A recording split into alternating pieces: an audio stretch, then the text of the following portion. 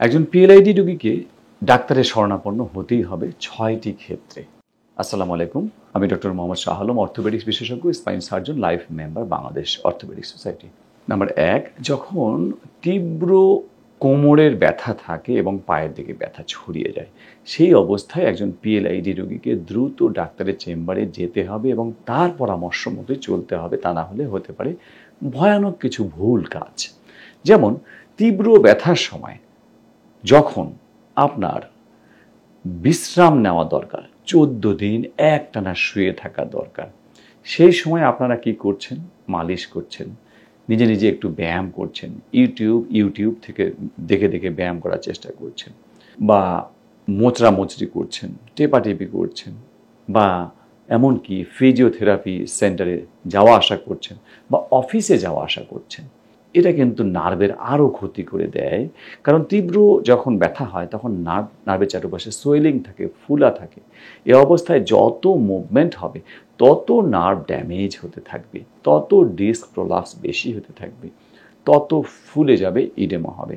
তাহলে তীব্র ব্যথার সময় ডাক্তারের চেম্বারে যেতেই হবে এই গাইডলাইনগুলো পাওয়ার জন্য, যাতে করে আপনার ভুল না হয়।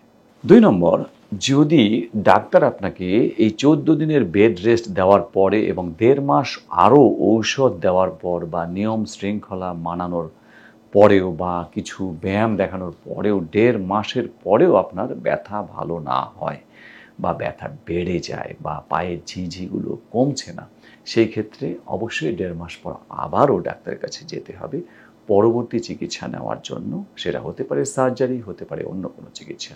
3 নম্বর, যদি আমাদের দেখানো যোগ ব্যায়ামগুলো আপনি বাসায় চর্চা করেও 2 মাস চর্চা করার পরেও আপনার কোমরে ব্যথা বা পিএলআইডি সমস্যা যাচ্ছে না, সেক্ষেত্রেও ডাক্তারের চেম্বারে আসতে হবে পরবর্তী চিকিৎসার জন্য।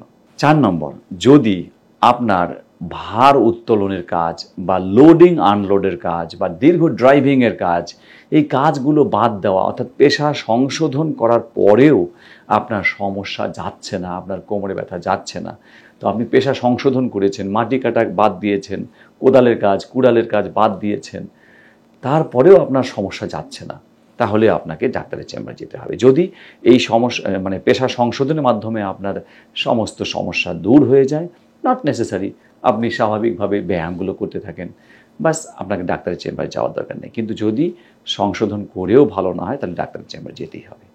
5 নম্বর, আপনি ভালোই আছেন, কোনো কোমরে ব্যথাও নাই, পায়ের দিকে ঝিঝি নাই, হঠাৎ একদিন দেখা গেল যে আপনার পায়ের ঝিঝি বেড়ে গেছে বা কোমরে ব্যথা বা পায়ের ব্যথা অনেক বেড়ে গেছে, তখন কিন্তু আপনাকে দ্রুত ডাক্তারের চেম্বারে যেতে হবে। কারণ সেই ক্ষেত্রে সম্ভাবনা থাকে যে আপনার পায়ের প্যারালাইসিস হয়ে যাওয়া, এবং সেই ক্ষেত্রে বেশিরভাগ ক্ষেত্রে যেটা হয় অপারেশনের প্রয়োজন হতে পারে।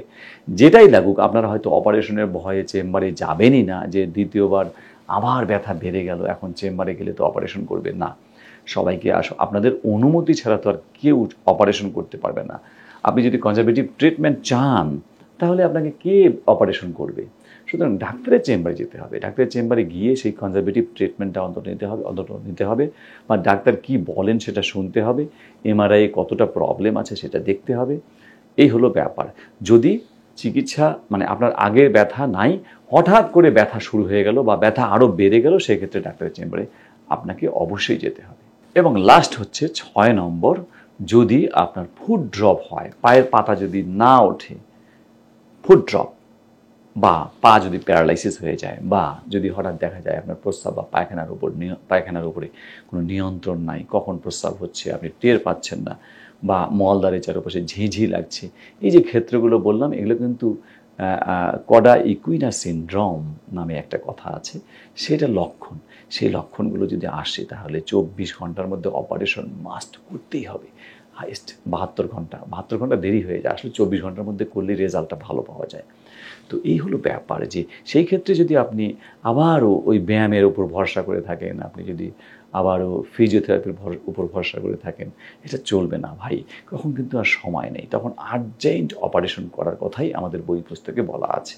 সুতরাং আমরা জানলাম যে পিএলআইডি রোগীকে কখন কোন 6 ক্ষেত্রে ডাক্তারের চেম্বারে যেতে হবে। আমরা শুধু আপনাকে বিষয়গুলো জানিয়ে দিলাম। আপনি আপনার অবস্থা বুঝে, আপনি কোন স্টেজে আছেন সেই স্টেজ বুঝে অবশ্যই আপনাকে ব্যবস্থা নিতে হবে, প্রয়োজনে ডাক্তারের শরণাপন্ন হতে হবে, প্রয়োজনে স্পাইন সার্জনের চেম্বারে গিয়ে আপনার এমআরআই করে ব্যাপারগুলো আরও ক্লিয়ার হতে হবে। প্রয়োজন হলে আপনি আমাদের সঙ্গেও সাক্ষাৎ করতে পারেন। আমাদের সাথে সাক্ষাতের জন্য অবশ্যই পূর্ব অ্যাপয়েন্টমেন্ট প্রয়োজন আছে, এজন্য নিচের ফোন নম্বরে কন্ট্যাক্ট করে আপনাকে অবশ্যই আসতে হবে। আজ এ পর্যন্তই। আসসালামু আলাইকুম।